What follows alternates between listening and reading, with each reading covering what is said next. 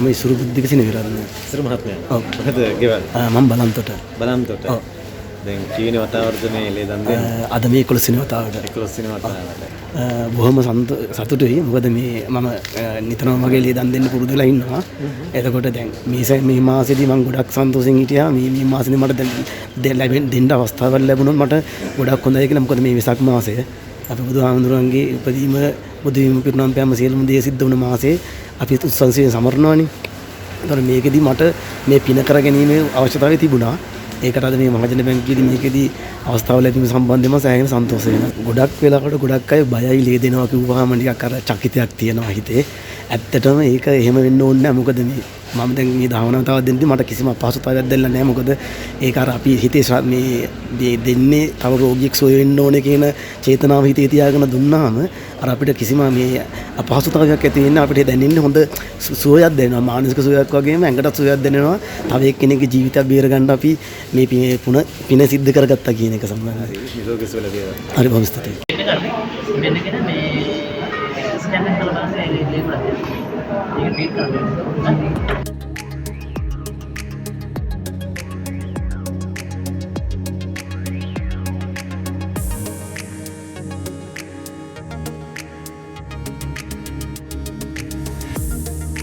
අපි ඇතරම මහජන බැංකුවේ සේවක මණ්ඩලයේ අනුග්‍රහයෙන් අපි හිතුවා මේ වෙසක් පුර පසළොස්වක මාසයේ මේ විදිහට ලේ දන් දීමේ වැඩසටහන නාවලපිටිය මහජන බැංකු ශාඛාවෙන් අපි දියත් කරන්න. මේක ඇත්තටම ප්‍රථම වතාවට තමයි මහජන බැංකු නාවලපිටිය ශාඛාවෙන් අපි මේ විදිහට ලේ දන් දීමේ වැඩසටහනක් අපි මේ විදිහට සංවිධානය කරනු ලැබුවේ.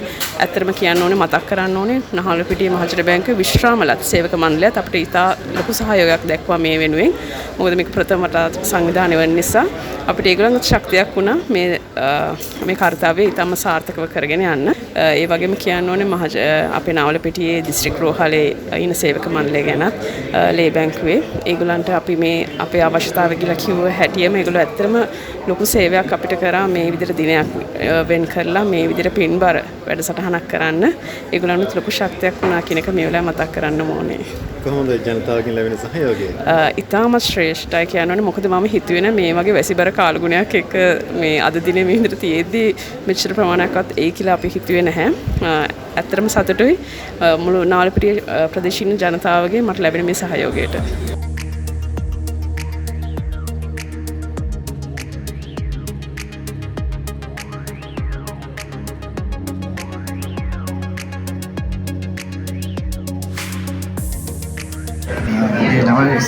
ස්ටී සමන් කරන්නේ. මේ කිමේ පාරට ලේ දන් දෙන්නේ? 52 වෙනි වතාවට සමන් මත. මොකද හිතන්නේ ඇත්තටම මේ ගැන දැන්? ඇත්තටම ඉස්ලාම ස්තුතිවන්ත වෙනවා නාවලපිටිය මහජන බැංකුවේ නිලධාරි මණ්ඩලයේ මේ වගේ උතුම් සත්කාරයකට අපිවත් දායක කරගත්ත එක ගැන ඇත්තටම සන්තෝෂයි. තවත් ජීවිතයක් බේරා ගැනීම සඳහා මාගේ මේ බින්දකින් මම සහයෝගය දැක්වුව සම්බන්ධව මම ඇත්තටම මේ කාර්ය මණ්ඩලයේ සියලු දෙනාටම මම ස්තුතිවන්ත වෙනවා.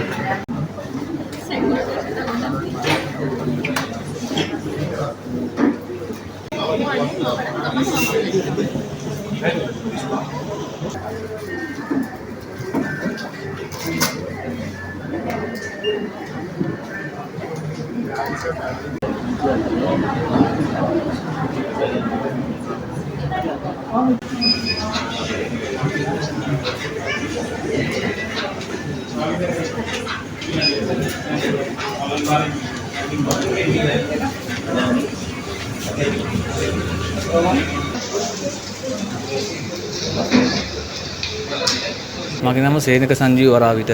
සේනක මහත්මයා මහජන බැංකුවේ ආරක්ෂක සේවයට ඇවිල්ලා කොච්චර කාලයක් යනවද? දැන්ට වසර 10ට ආසන කාලයක් වරද හැම නාලපිටියේ. නාලපිටියේ කාවේ. කීවෙනි පාරටද ලේ දන් දුන්නේ? මේ දෙන්නේ 11 වෙනි වතාවට. 11 වෙනි වතාව. මම දැන්ට වසර 10කට කාලේ ඉඳන් පටන් ගත්තේ යුද හමුදාවේ සේවය කරන කාලේ ඉඳන් ප්‍රතිදින එනවා මාස 4න් 4ට 6න් 6ට දන් දෙනවා. යුද හමුදාවේ සේවය කළා ඔව් වසර 22ක්.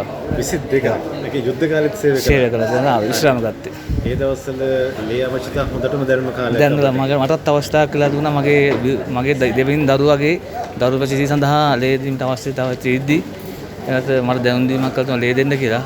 මාගාතුම ලේ වෘත්ති නිසා ගෙදර බිරිඳ ඒක ඉදිරිපත් කරාට පස්සේ ලේ දන් දීම නාලපිටියේ මහජන මේ රෝහණේ ලබා දීලා තිබුණා නොමිලේ. අද 11 වෙනි පාර. අද 11 වෙනි පාර දුන්නේ. මට ලේ දීම දැන හිටපේ ડોක්ටර් දැනුම් දීමක් කරා පුළුවන් හැකි අවස්ථාවකම ලේ දන් දෙන්න කියලා. ඒ දෙන්න අවස්ථාවක් නැත්තම් නාලපිටිය මූලික රෝහලට පැමිණිලා ලේ බැංකුවට එලා ලේ දන් දීම අනිවාර්යයෙන්ම සිදු කරලා මනුස්ස ජීවිතයක් බේරා ගන්න කියලා උදාර කර්තව්‍යයට සහභාගී වෙන්න කියලා. පදිංචි කොහෙද? මාගේ පදිංචිය නවතිස්පනේ. නවතිස්පනේ.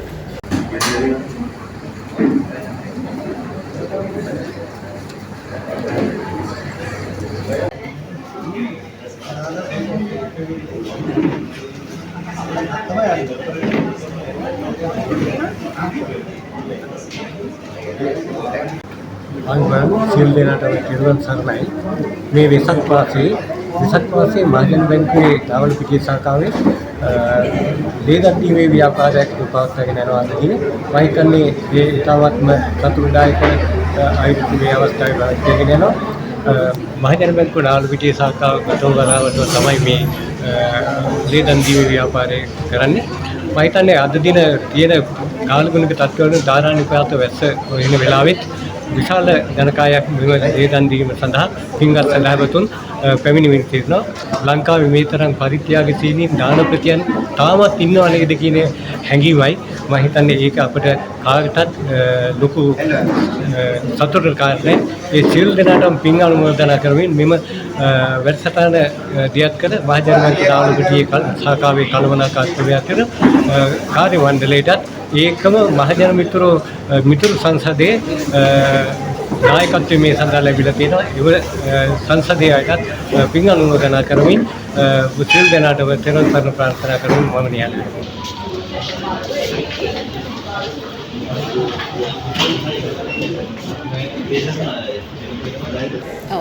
ඇත්තටම අපි කල්පනා කරේ මහජන බැංකුවෙන් අපි නිතරම උත්සාහ කරනවා සමාජ සත්කාරක වැඩසටහනක් දියත් කරන්න හැම වසරකම.